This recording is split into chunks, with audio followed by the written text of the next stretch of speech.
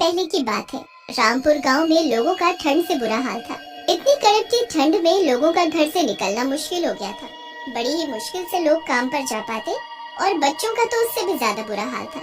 एक दिन की बात है जब चारों तरफ धुंध ही धुंध थी और कुछ भी नजर नहीं आ रहा था। चिंटू तो उस दिन स्कूल ही नहीं जाता क्योंकि ठंड की वजह से उसकी थोड़ी तबीयत भी खराब हो जाती है।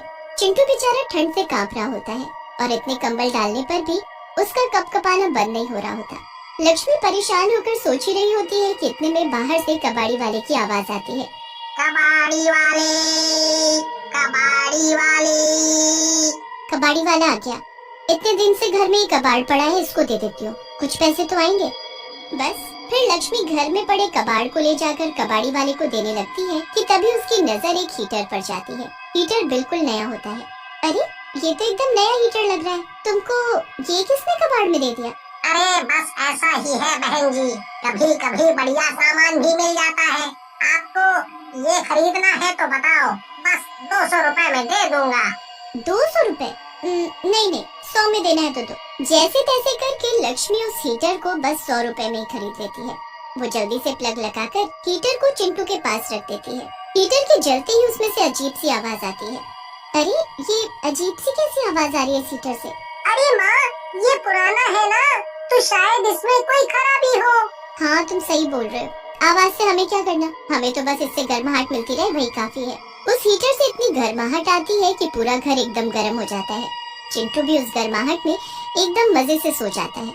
रात को जब महेश आता है तो लक्ष्मी उसे हीटर दिखाती है। महेश भी खुश हो जाता है। फिर तो सब लोग मजे से हीटर के पास बैठकर खाना खाते हैं। खाना खाकर सब सो जाते हैं। रात को काफी गर्मी हो जाती है, इसलिए वो हीटर को बंद करके सोते हैं। आधी रात को जब सब सो रहे होते हैं तब हीटर अपने आप चालू हो जाता है और उसमें से अजीब सी कराहने की आवाज आने लगती है। आवाज सुनकर चिंटू की आंख खुल जाती है। वो देखता है हीटर चालू पड़ा है। अरे ये हीटर तो माँ ने बंद किया था, फिर कैसे चालू हो गया? और ये इसमें से इतनी अजीब आवाजें कैसी आ रही हैं? चलो कोई नहीं, मैं ही इसे अभी बंद कर देता हूँ। चिंटू उठकर हीटर के पास जाता ही है कि उसे उसमें दो आंखें दिखाई देती हैं। आंखें एकदम लाल और डरावनी होती हैं। चिंटू नाकों को एकदम करीब जाकर देखने लगता है तो उसे उनमें से आंसू आते दिखते हैं। चिंटू ये सब देखकर एकदम घबरा जाता है। वो अपनी माँ को आवाज देने ही लगता है कि तभी हीटर से एक भूत बाहर आता है और वो खींचकर चिंटू को हीटर के अंदर डाल देता है। अब मैं आजाद हो गया। आखिरकार इतने सालों बाद मुझे आजादी मिल ही गई। अब मैं इस लड़के की जगह लेकर इसकी जिंदगी जीऊंगा और आजादी से रहूंगा। भूत चिंटू को हीटर में बंद करके उसकी जिंदगी जीने लगता है। उसका बर्ताव उसके माँ बाप को कुछ बदला बदला सा लगता है, पर फिर वो सोचते हैं कि शायद वो बीमार था इसलिए ऐसा कर रहा है। हीटर के अंदर चिंटू बंद चिल्लाता रहता है, पर हीटर बंद होने की वजह से कोई उसको सुन नहीं पाता। अब जब रात होती है और सब लोग खाना खाने बैठते हैं तो खाना बिल्कुल ठंडा हो चुका होता है। अरे ये क्या, बिल्कुल ठंडा खाना, इसे गर्म क्यों नहीं किया? जी वो लकड़ी खत्म हो गई थी इसलिए। चलो कोई बात नहीं, फिर ऐसे ही खा लेते हैं। सब खाना खाने लगते हैं, पर जैसे ही चिंटू की शक्ल में वो भूत रोटी को हाथ लगाता है कि तभी रोटी से धुआं निकलने लगता है। महेश चिंटू के हाथ की रोटी को छूकर देखता है तो वो एकदम गर्म होती है। महेश को बड़ी हैरानी होती है कि ठंडी रोटी एकदम गर्म कैसे हो गई। और फिर जैसे ही चिंटू पानी का गिलास उठाता है तो वो भी उबलने लगता है। अब तो महेश और लक्ष्मी ये सब देखकर बड़े परेशान से हो जाते हैं और उनको चिंटू की फिक्र होने लगती है। रात को ठंड ज्यादा होती है, इसलिए लक्ष्मी महेश को हीटर चालू करने को कहती है, पर चिंटू तभी गुस्से में मना कर देता है कि हीटर नहीं चलाना। अरे बेटा, पर ये देख तो आज कितनी ठंड है। कहाँ है ठंड? इतनी तो गर्मी है, कोई ठंड नहीं है, चुपचाप जाकर सो जाओ। गुस्से में लाल चिंटू ऐसा कहकर हीटर उठाता है और उसे घर के पीछे फेंक देता है। ये देख महेश उस पर गुस्से से चिल्लाता है, पर चिंटू उससे भी ज्यादा चिल्लाने लगता है। लक्ष्मी दोनों को चुप होने को कहती है। उसे समझ ही नहीं आ रहा होता कि आखिर चिंटू को हो क्या गया है, क्योंकि इससे पहले उसने कभी ऐसा नहीं किया होता। रात को जब चिंटू सो जाता है तो वो चिंटू पर नजर आए। वो एक बार को चिंटू के कमरे में जाकर उसे जब देखते हैं तो उनके होश ही उड़ जाते हैं। बिस्तर पर चिंटू की जगह एक भयानक भूत सो रहा होता है, एकदम आग की तरह तपता हुआ लाल भूत। महेश और लक्ष्मी एक दूसरे को देखते हैं और उसी वक्त कमरे से बाहर आ जाते हैं। ये हमारे बेटे की जगह हमारे घर में किस भूत ने ले ली? हमारा बेटा कहाँ चला गया? वही तो समझ नहीं आ रहा। कल से ये अजीब बर्ताव कर रहा है और अब ये सब। मुझे तो कुछ समझ नहीं आ रहा कि चिंटू कहाँ चला गया। हमें कुछ करना होगा जी, हमें चिंटू का पता लगाना होगा। हाँ, और चिंटू कहाँ है ये बात इसी को पता होगी, क्योंकि इसी ने उसे गायब करके उसकी जगह ली है।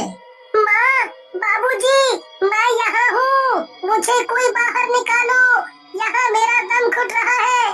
चिंटू खूब चिल्लाता है पर उसकी आवाज किसी को सुनाई नहीं देती। महेश और लक्ष्मी यहाँ अलग परेशान हो रहे होते हैं और उस भूत पर पूरी नजर रखने लगते हैं। पूरी रात ऐसे ही निकल जाती है।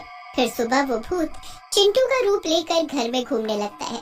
लक्ष्मी की उसे देख हालत खराब हो जाती है, पर फिर भी वो हिम्मत करके उसके साथ वैसा बर्ताव करती है जैसे उसे कुछ पता ही ना हो। बेटा तुम तैयार हो जाओ, आज तुमको स्कूल जाना है ना? मुझे कोई स्कूल नहीं जाना, मैं आज पूरा दिन खेलूंगा, मजे करूंगा। नहीं नहीं बेटा, तुमको स्कूल तो जाना चाहिए। चिंटू उसके बाद महेश और लक्ष्मी को देखता है और वहाँ से चला जाता है।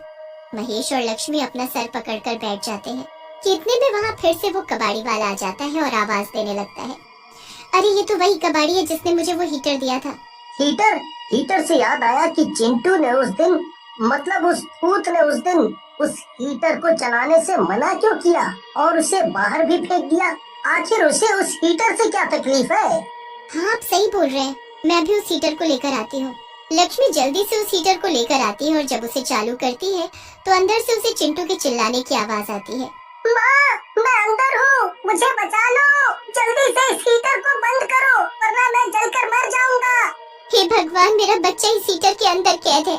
जल्दी से लक्ष्मी हीटर के बटन को बंद करती है। उफ, अब हम क्या करें? इस भूत ने हमारे बच्चे को बंद करके खुद उसकी जगह ले ली है। अब हम चिंटू को कैसे आजाद करें? ये तो हमें ये कबाड़ी से ही कुछ पता लग सकता है। दोनों जल्दी से उस कबाड़ी वाले के पास जाकर उससे पता करते हैं कि वो हीटर उसे किसने बेचा। कबाड़ी वाला उनको बताता है कि पास के घर में एक अकेला आदमी रहता है जिसने उसे ये हीटर बेचा। वो दोनों तुरंत उस आदमी के पास जाते हैं और उसे सारी कहानी बताते हैं। हे भगवान, उस भूतिया हीटर ने तुम्हारे साथ भी ऐसा किया। दरअसल वो हीटर मेरे किराएदार का था। एक दिन वो खूब दारू पी कर आया और हीटर चलाकर सोता रहा। हीटर की गर्मी इतनी ज्यादा बढ़ गई और कमरा बिल्कुल बंद पड़ा रहा। हीटर के पास रुई की एक रजाई पड़ी थी और उसमें आग लग गई। पूरे कमरे में आग ही आग और उसी में जलकर वो किराएदार मर गया। अब हमारा चिंटू उस हीटर में कैद है, हम उसे कैसे बचाएं? अब तुम हीटर को लेकर पीपल वाले बाबा के पास चले जाओ, वही कुछ करेंगे। लक्ष्मी और महेश तुरंत ऐसा ही करते हैं और वहाँ जाकर वो बाबा को सारी कहानी बताते हैं। एक काम करो बच्चा, ये लो भभूत, इसे उस हीटर के आगे रख देना और जैसे ही वो भूत घर में आए वैसे ही उस हीटर को चला देना। पर उसमें तो मेरा बच्चा है, वो जल जाएगा। नहीं जलेगा, ये भभूत उसे जलने नहीं देगी, बस उस भूत को कैद करने में मदद करेगी। तुम बस इस भभूत को वहाँ रखना और हीटर जलाकर दूर खड़े हो जाना। जैसे ही वो भूत गुस्से में उस हीटर के पास उसे फेंकने, तोड़ने या नष्ट करने के लिए जाएगा, तुम जल्दी से भभूत उसके मुंह पर उड़ाकर ये पड़ा हुआ पानी उसके पीछे फेंक कर मारना। बस फिर लक्ष्मी और महेश बिल्कुल ऐसा ही करते हैं। जब भूत घर में आता है तो वो हीटर को देखकर गुस्से में लाल हो जाता है। उसके बाद जैसे लक्ष्मी उसे चालू करती है तो वो गुस्से में भूत का रूप ही ले लेता है। भूत उस हीटर को तोड़ने को जैसे ही आगे बढ़ता है कि महेश हीटर के सामने रखी भभूत फूंक मारकर उसके मुंह पर उड़ा देता है और पीछे से लक्ष्मी उसके ऊपर वो पड़ा हुआ जादुई पानी फेंकती है। भूत बुरी तरह चिल्लाता हुआ हीटर में समा जाता है और चिंटू बाहर निकल आता है। उसके बाद वो उस हीटर को उठाकर एक नदी में ले जाकर फेंक देते हैं। भूत अंदर ही चिल्लाता रह जाता है पर कभी उससे बाहर नहीं आ पाता।